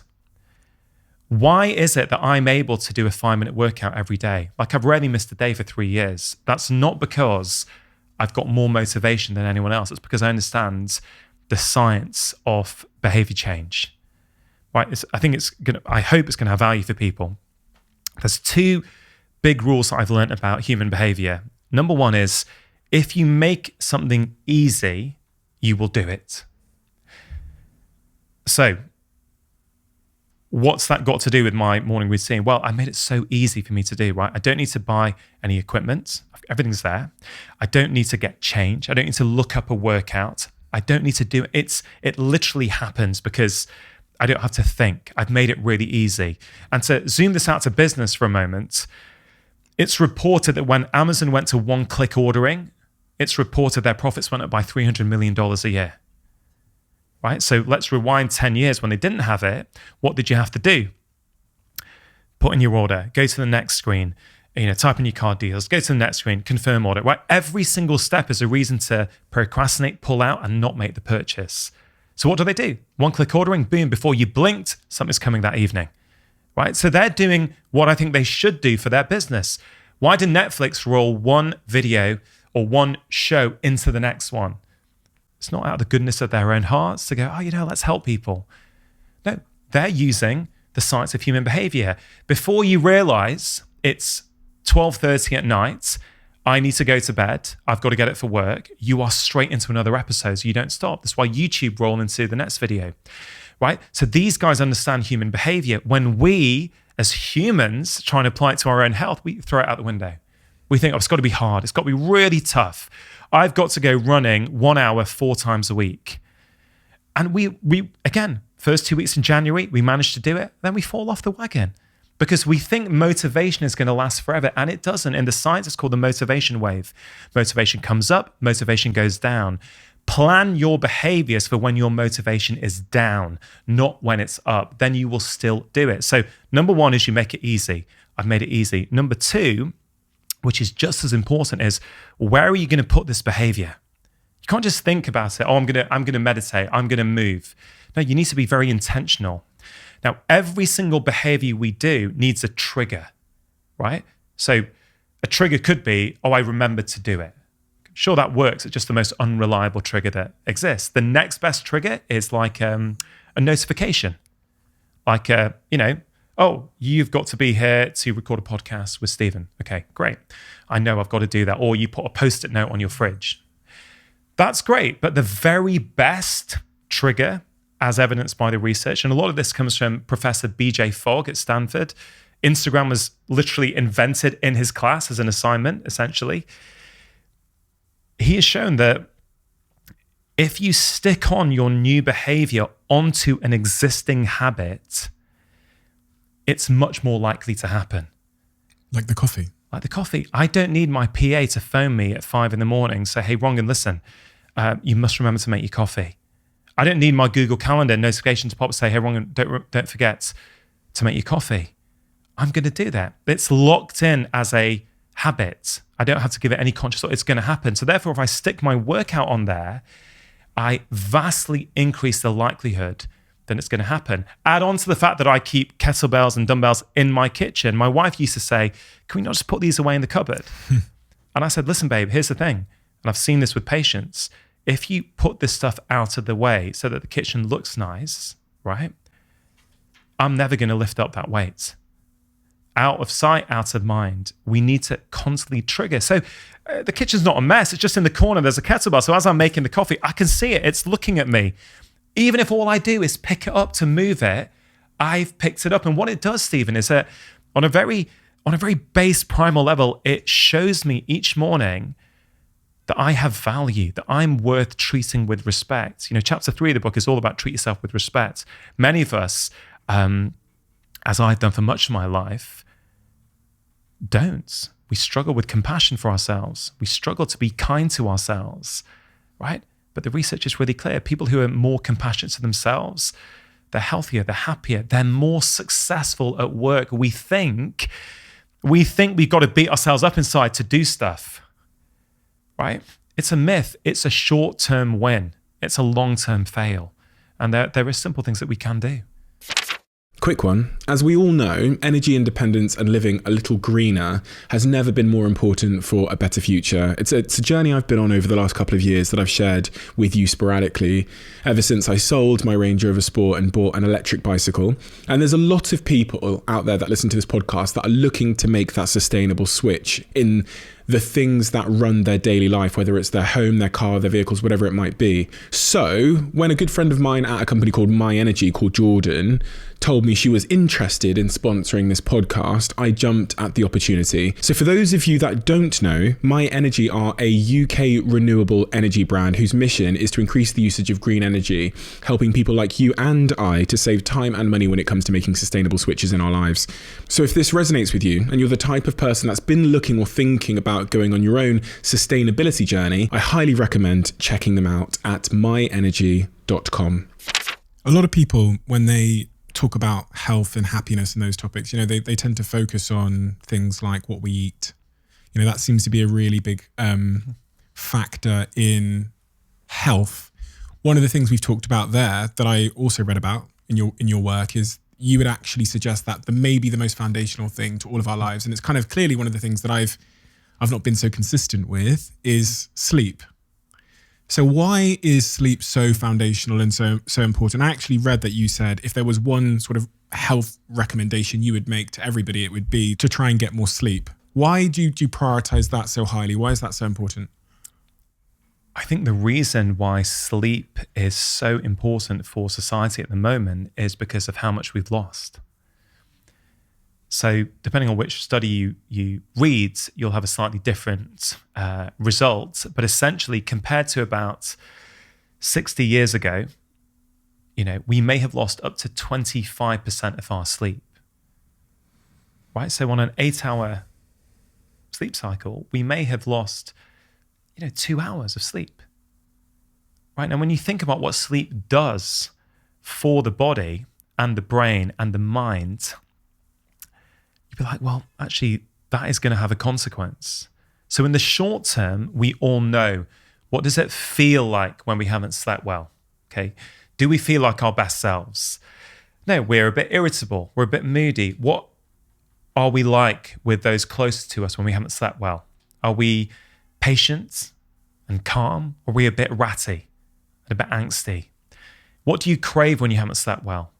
You don't crave fruit and vegetables and whole foods. You crave sugar and cakes and candy, right? Because your hormones change when you haven't slept properly, right? You're less able to resist temptation when you haven't slept, right? You're much more likely to get emotionally triggered when you haven't slept. So sleep is really, really important in the short term, but in the long term, sleep deprivation is associated with pretty much every single chronic disease we have. Heart disease, Alzheimer's, autoimmune disease. All these things now we're pretty sure are directly, not just associated with, sleep deprivation is thought to be causative, right? So this is why we think, oh, I'm just going to crush it in my 20s, 30s. I'll sleep when I'm dead. I'll sleep later. I get there are phases in our life where we have to probably work harder than we would ideally do.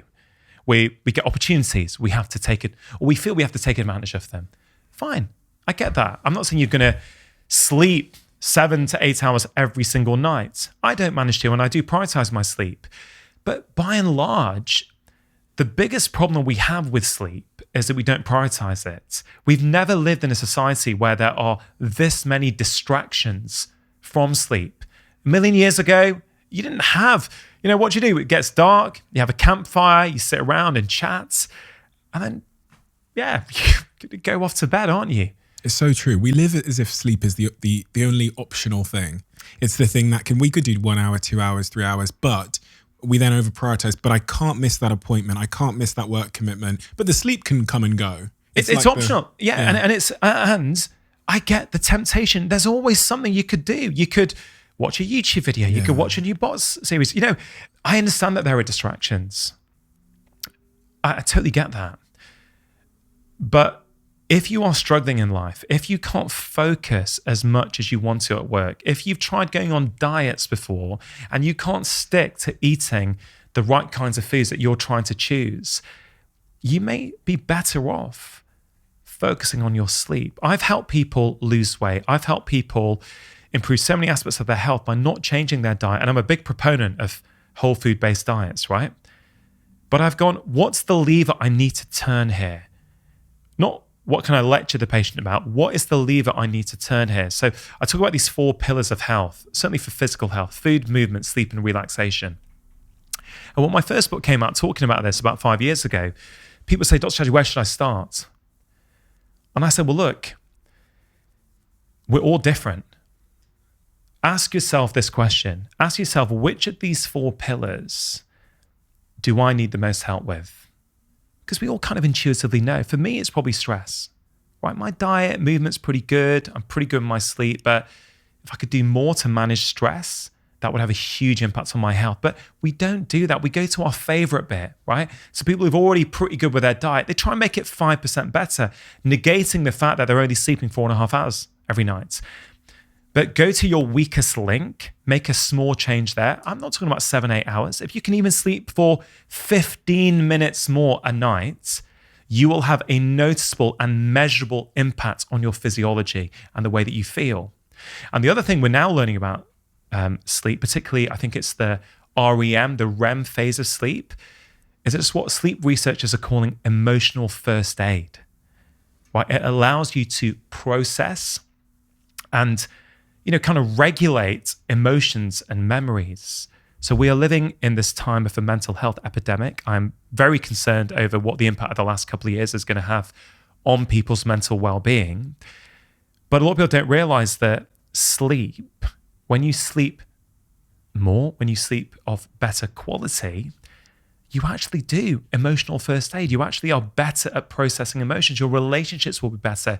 Your mood will be better when you slept more. So the number one thing we don't do is prioritize it. So for most people, if all they do is prioritize it, that would be a big start. And then I always think I need to say when I'm talking about sleep, I don't want to stress people out, because some people may hear that, Stephen, and go, oh man, now I'm stressed out, right? I've heard what you've just said sleep's going to do, or I've got a young child, I can't sleep through the night. That's okay. We all have phases like that. This is day in, day out over a period of years I'm talking about in terms of chronic disease. But there are small things that you can do, right? Getting outside in the morning for even 10 minutes and seeing natural light, that will help you sleep better at night. That is free. It is accessible to everyone, right? Why? if you think about what I said about a million years ago, we have evolved as humans to have a big differential between our maximum light exposure and our minimum light exposure, right? So typically in the day we'd be outside, and at nighttime it would be completely dark, right? So light is measured in a unit of light called lux, right? Completely dark room, 0 lux.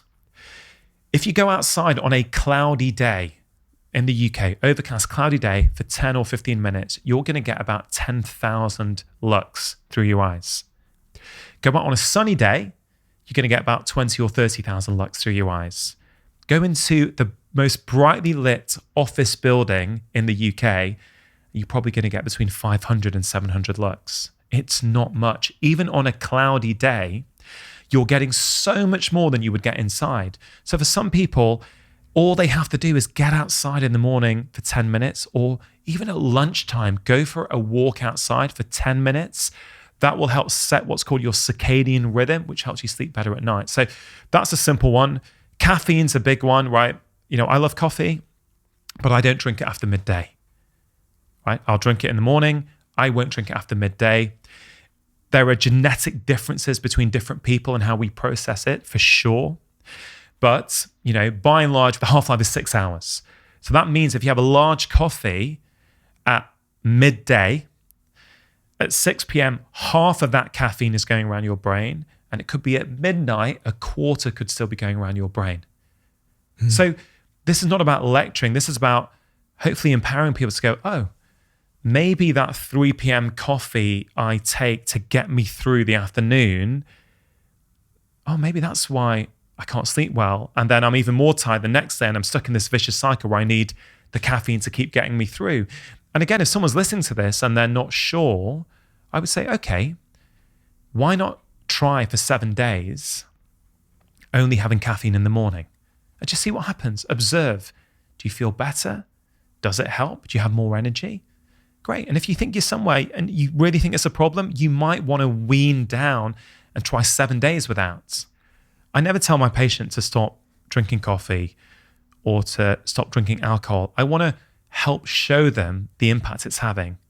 Right. So let's say a patient's drinking too much alcohol for their health.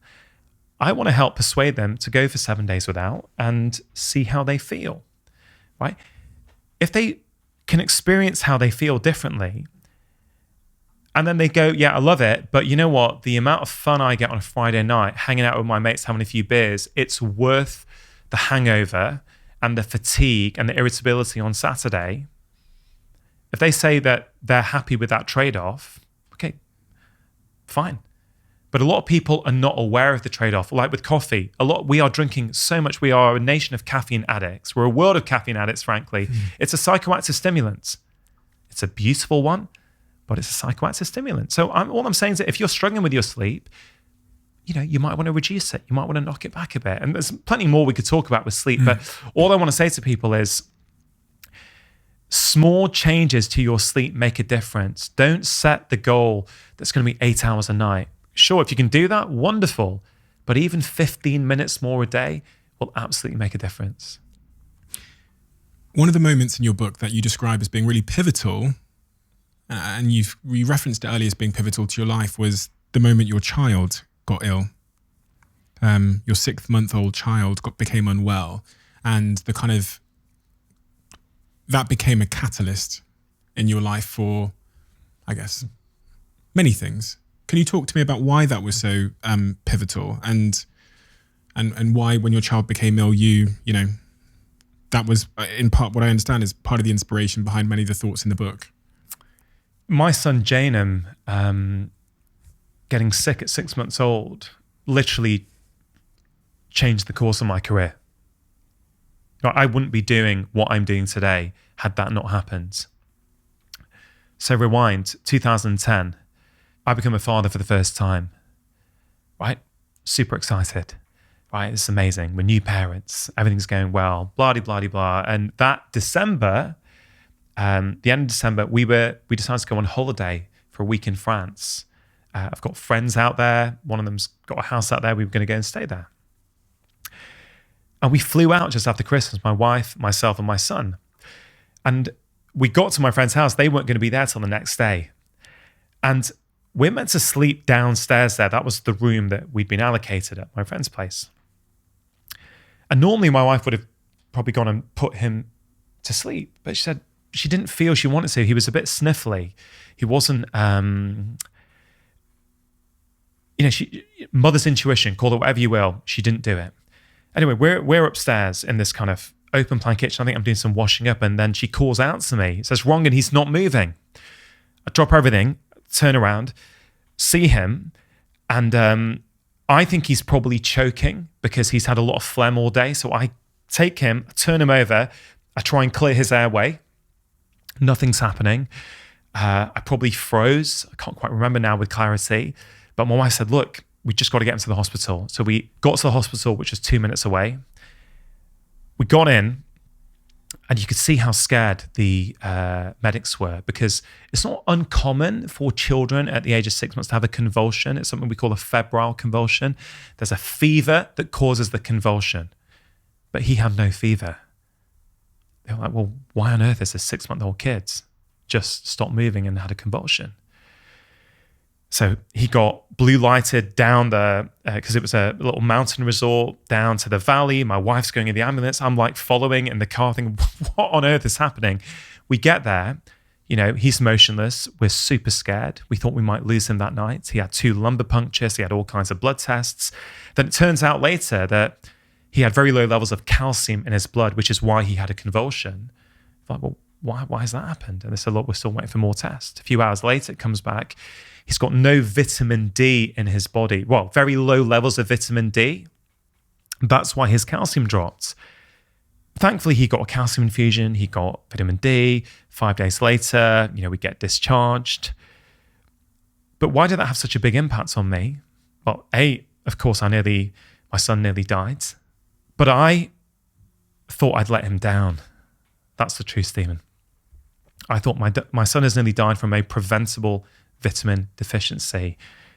I've gone to one of Europe's most prestigious medical schools, Edinburgh. I've got an immunology degree. I've done my specialist exams, done my general practice exams. With all my so-called qualifications, I was unable to prevent my son from getting sick. So I took it personally as if I had messed up. And actually, weirdly enough, a few weeks before that, I'd become aware of vitamin D. I remember thinking, shouldn't my son be on vitamin D? This was years ago. I remember phoning my wife from work, said, hey, can you go and take him to the doctor? We're told as doctors not to make medical decisions for our own family. It's not deemed good practice. I sent her a protocol to just show that to the doctor. Say, your husband's a GP, he's just thinking about this. And the GP just laughed her out, said, you could have just typed this up on Word. This is nonsense. He doesn't need anything. Anyway, 2 weeks later, he's in France, convulsion, nearly dies. Why does that have such a big impact on me? Why has it had such a big impact on me? Because I thought I'd failed, right? My whole identity is around being perfect at that point. So I want perfection in every aspect of my life. I wanted perfection in every aspect of my life. And of course, my darling son, I felt so guilty, Stephen, I became obsessed. Right? Modern medicine saved his life, but that's it. Modern medicine often stops at that point. I was asking them, well, what happens if he's not had vitamin D in his system for the last few months, which he didn't? Vitamin D is critical for our immune system. It's critical. Could this be why he's got eczema? Could this be a contributing factor? They said, look, he's fine now. And I thought, this is not good enough for me. So I made it my mission. I said to myself internally, I don't think I ever verbalized it out. I said, I am going to get my son back to full health as if this had never happened. I became obsessed. I'd read up about vitamin D. That led me to the gut microbiome. That led me to all kinds of stuff that I never learned at medical school that I've used to help him. He is a thriving, happy, healthy, strong 11-year-old boy. Okay. The principles and the tools that I've learned are what I've been using with my patients for years. It's what I used on Doctor in the House on BBC One to show people all around the country, and it's gone to 70 countries around the world, that all kinds of conditions, type 2 diabetes, fibromyalgia, panic attacks, anxiety, irritable bowel syndrome, can all be either reversed or significantly improved by making small changes to our lifestyle. That moment drove me to learn all this stuff, which I now share and help, arguably millions of people now. And for years, I wished it didn't happen. But I've changed my view for two reasons. One reason was that guilt I felt, Stephen, I carried in as a dad. He doesn't need his dad feeling guilty. That doesn't make me a calm, present, attentive father. That brings baggage into the relationship. And I could see that. Well, I'd like to think, particularly these days, I've got a high degree of self-awareness. I could see that. See, Rangan, this is guilt. It's not his fault. He doesn't need a guilty dad. So that was a stimulus to go inward and figure some of this stuff out, to figure out where does this come from. But it all plays in, Stephen. It all, as we talk, you can see the theme in the start of our conversation, in the middle, now talking about my son. I have expected perfection of myself in everything I've ever done. Right? That's been my identity. With my son, I felt as though I let him down. Now, I've let go of pretty much all of that. I say pretty much because it still pops in. So in my role as a father, I think I do a good job. They're kind, considerate kids. They're happy. But could I do a better job? Probably. I'm not going to beat myself up on that anymore, but I want to work on that. So now I look back and I've now told myself a different story. Right? Is this true? You can tell me if you think it's true. I now think that was meant to happen. That happened so that Daddy could learn all of the tools that I've learned to help him and now help thousands of people, hundreds of thousands, as I say, arguably millions. I wouldn't have had those learnings had it not happened. Now, when I started thinking like that, I would think, yeah, but why did he have to go through that in order for me to learn this? But again, that's me putting a story. What do you mean go through it? Maybe he doesn't know he's been through anything. Maybe that's his life journey. Maybe he's going to learn loads from that experience. Do you know what I mean? And that's the perspective choice, I guess, you talked about earlier. It's almost like making an incident, a negative incident, the hero of your own life, as opposed to the, shrouding it with guilt and blame and resentment. So yeah, it's choosing a happiness story about it. Because ultimately, I can't change the reality of what happened. Whether I wanted it to or not. Of course, at that moment, would I want it to happen? No, of course not.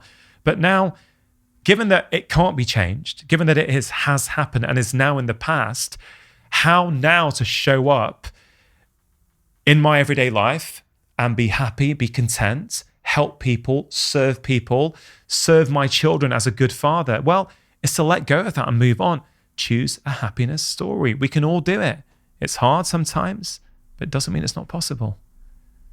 And what is your mission now? As you look ahead to the future, you've achieved so much across such a diverse range of pursuits. Everything from your TV to podcast to books and everything in between. Your work as a GP, your medical practice, everything. What is your mission now as you look ahead to your future? The mission that I have stated publicly for the last few years has been, over the course of my career, I want to help 100 million people live better lives. I want to help them with their health and their happiness. But over the last few months, that's not been sitting that well with me anymore. I'm really good friends with my videographer, Gareth, who films every podcast that I do. We've been chatting a lot about it. And, when I first stated that publicly for the first time, I was so scared. Will people think he's got a big ego? I didn't want, part of me didn't want to share that. I thought, what will people think of me? Right? Why that's been so good for me is it's helped me make decisions. As you know, the amount of incoming into our inboxes and what we could be doing is vast. So the 100 million figure allows me to think, okay, is this going to get me closer to 100 million or not? So I think it's served a really good role. I think missions can do at particular moments in life, but we don't need to be stuck to them forever. So, that figure, I thought, well, 5 million people each week are watching Doctor in the House and BBC One. Okay.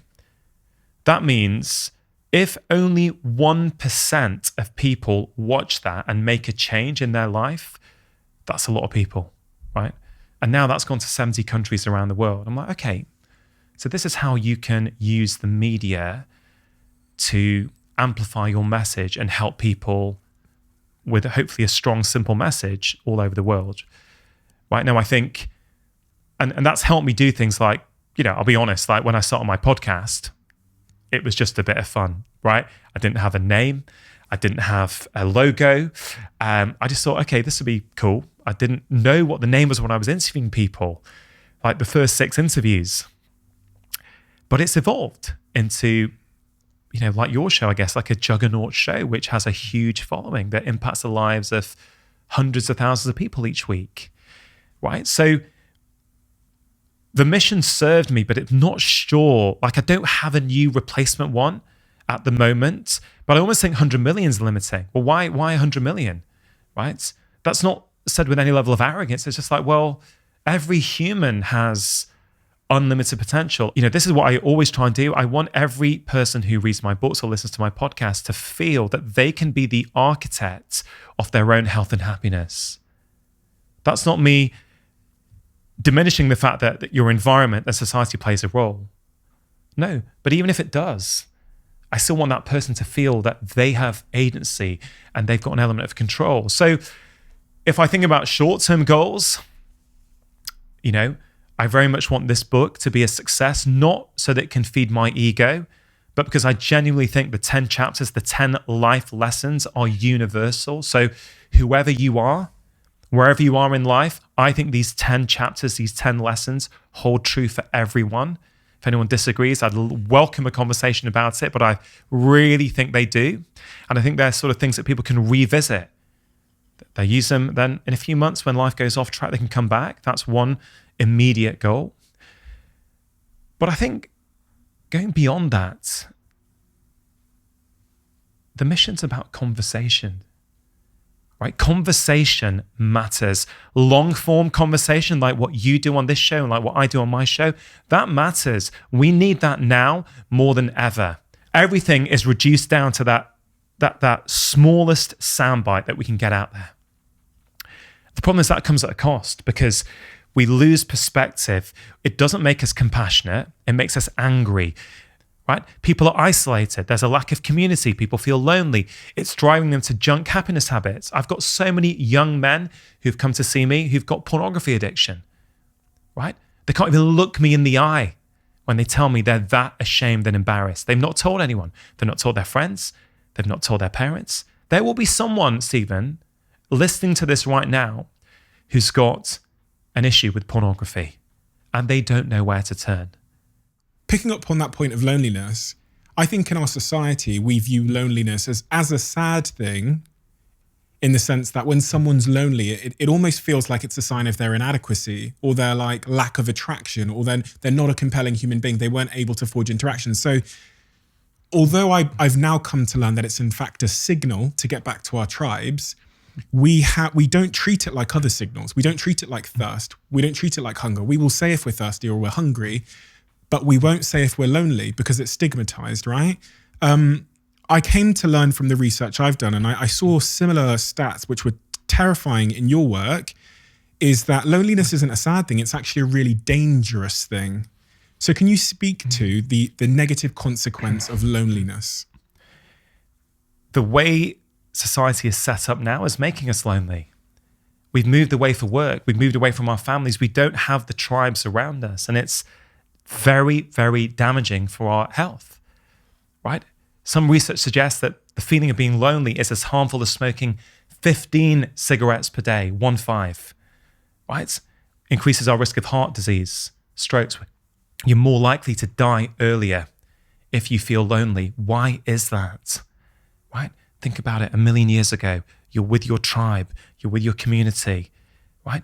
If a wild predator is approaching the tribe, your stress response kicks into gear. That's a good thing. It's going to help you take action to keep you safe. Brilliant. All kinds of things happen in the body when that happens. Loneliness is also a signal. Think back 1 million years ago. If you were out by yourself, You don't have your tribe around you. Your body is clever. Your body knows you are at risk. You are vulnerable to attack. So it activates your stress response. Your blood sugar goes up. Your blood pressure goes up. Your blood becomes more prone to clotting, right? Your amygdala, your emotional brain goes onto high alert. So you're hypervigilant. You become anxious, right? All these things happen when you feel lonely, right? You have physical changes in your body.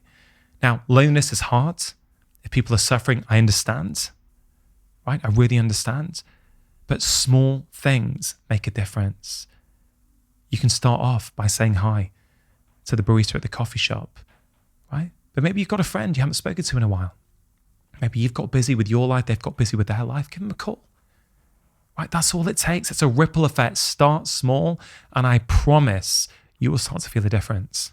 Dr. Rangan, I couldn't thank you enough for the wisdom and for the time that you've given me today. It's really, really, really special. I sit here sometimes with guests and I think, they've written a book and it's very nice and everything, but having experienced the way that you've done the self-work and having had a taste of the way that you have empathy in your approach to causing behavioral and lifestyle change to people, I feel like this book is just critically important.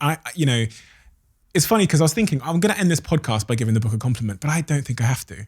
I think if people see who you are today, the wisdom, the empathy, the experience, the vulnerability, I think any person that is sound of mind and that wants to improve their life will know that this book is critically important to them, that it is inclusive, that it is relatable, and that it will hold their hand through change in a way which is empathetic. And those are my favorite books. And I was sat here, and I'm going to be completely honest because I don't bullshit people. I just don't say things if I don't believe them. I was sat here thinking, fuck Steve, because I was only given a small taste of the book by your publisher. I need to read this book. And if that's the impact you've had on me, I know it's going to be the impact you've had on my listeners. So thank you, because, that really, really is, understanding where we are in the world and culture. We need more books like this. We have a tradition on this podcast, which is the last guest writes a question for the next guest. And I don't actually get to read, on my mother's life, I don't read it until I open the book. So I've just opened the book and seen what our last guest has written. So my last guest wrote the question, and I've not read it yet, so here we go. But he's got great handwriting. So what is something that people value that you no longer value? An attachment to truth. I no longer value being right. I no longer value having to know the right answer. I no longer value thinking this is the truth and I'm going to hold on to this at all costs. And I think many people do. I now value curiosity and being the learner. I just want to learn. I want to explore. I'm happy for pre-existing assumptions I've had in my life to be shown to be incorrect. I'm not attached to being right. I'm not attached to being wrong. What I am attached to is learning, and that's working for me at the moment. Dr. Rangan, thank you. You are simply amazing, and you are really the gift that keeps on giving. So I can't wait to read the book in its entirety. Happy Mind, Happy Life, 10 Simple Ways to Feel Great Every Day. Thanks for having me. Thanks. I can't wait to read the book in its entirety. Happy Mind, Happy Life, 10 Simple Ways to Feel Great Every Day. Thanks for having me.